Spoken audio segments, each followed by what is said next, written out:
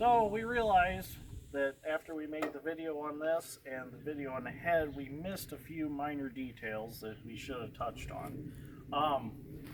Right here we have our original up and down for our reel. What I done was I took the fittings from my old Gleaner head, I put it on a hydraulic hose, plugged it in, ran it across over here, and put a Pioneer coupler on to hook to the original hose from the 1020 head, so you have hydraulic up and down. The wiring all stayed the same for everything else, but we are going to, this head has hydraulic fore and aft, and obviously the L2s weren't set up that I know of for hydraulic fore and aft. The way I understand it, it was electric actuators or something. But anyways, so what our plans to do is we are going to use some sort of 12 volt hydraulic pump. We're not sure if we're going to use a Bayer snowplow pump or we're going to use just a surplus center 12 volt hydraulic pump that they have available for, like, I think you can buy them for 300 bucks. So that's going to solve the hydraulic fore and aft on the head. Right now all I done was I made some tabs, drilled all the way through, drilled through the arms.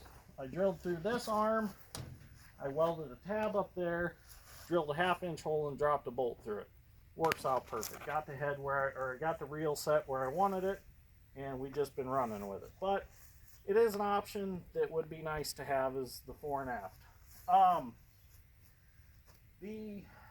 I know it looks a little rough right now, but stuff like this, we're going to bring it back in the shop this winter and we're going to reshape this bracket so it looks more factory.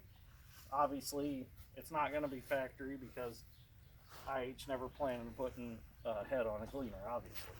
But people have been putting heads on different combines for years, so that's nothing new.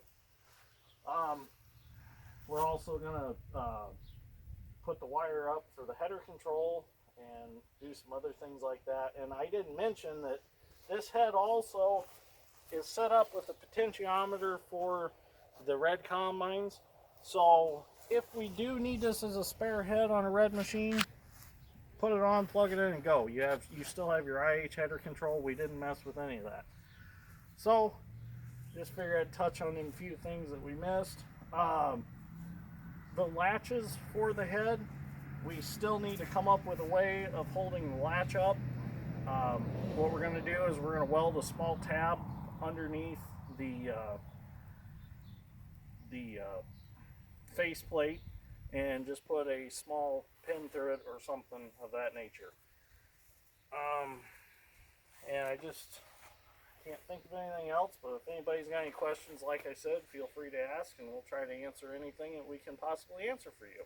So thank you.